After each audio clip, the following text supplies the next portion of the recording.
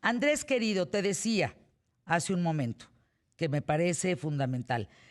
En Cuba ya existen lugares patrimonio de la humanidad, ya los mencioné, el propio centro histórico de La Habana, ¿no? Las fortificaciones a la Redonda, Trinidad, la ciudad museo, en fin. Propone AMLO que Cuba sea declarada patrimonio de la humanidad. ¿Qué piensas? Esto a la par de mandarle medicinas y demás, cuando en México ha prometido que llegarán los medicamentos contra el cáncer que no han llegado. Cuéntanos. Hola Fernanda. Bueno, esta declaración de que Cuba debería ser nombrada Patrimonio de la Humanidad, a ver, no sé, ¿qué adjetivo quieres que le ponga, Fernanda? Por lo menos, cuanto menos, lo menos que puedo decir es que es sorprendente. Porque mira, si Cuba fuera declarada Patrimonio de la Humanidad por algo, debería ser como ejemplo de un Estado fracasado, de un país que hizo todo lo que no debería hacer ningún país porque lo que ha logrado es caer en la miseria total, uniformada, sí, cierto, pero en la miseria total y en una dictadura atroz. O sea, nosotros, Fernanda, y esto es una autocrítica que tenemos que hacernos los periodistas, solemos hablar de Cuba en términos del régimen, el solemos hablar de Fidel Castro como el líder de la revolución cubana. Estamos usando eufemismos, porque yo te preguntaría si hay algún diccionario en el mundo, en cualquier idioma, que no defina lo que existe hoy en Cuba como una dictadura. Esto no es un juicio de valor. O sea, un gobierno que no permite hace 62 años una elección libre o un diario independiente o expresiones pacíficas en las calles, como la que acabamos de ver el 11 de julio, bueno, ¿qué es si no es una dictadura?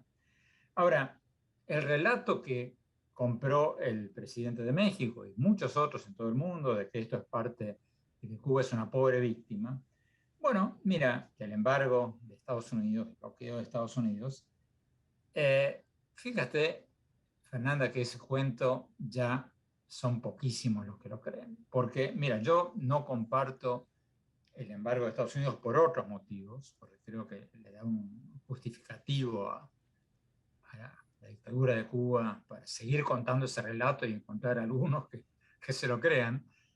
Pero lo cierto es que todos los datos concretos demuestran que la culpa no es el embargo. Mira, yo anoche lo tuve en mi programa de CNN a Ujú. Felipe González, un hombre de izquierda, el expresidente de España, el hombre que modernizó a España, que también, por supuesto, está firmemente en contra del embargo. Pero él dice que, y coincido totalmente con él, podemos culpar al embargo de Estados Unidos por una parte del fracaso de Cuba, un 10%, un 20%, un 30%, pero no hay la menor duda, Fernanda, de que la enorme mayoría, el mayor porcentaje del fracaso, pero total, que ha sido Cuba en el orden económico, en el orden social, incluso hoy día en la educación, en la salud, todo eso es parte es culpa de la dictadura cubana.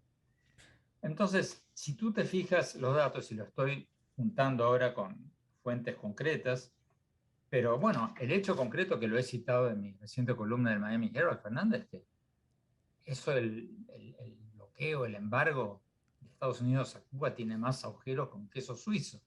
Cuba Cierto. comercia con más de 70 países, todos los países europeos, por ejemplo, recibe a más de 500.000 turistas de Estados Unidos por año. Eso fue en el 2019, antes del COVID, y en el año anterior había recibido a 600.000 turistas de Estados Unidos.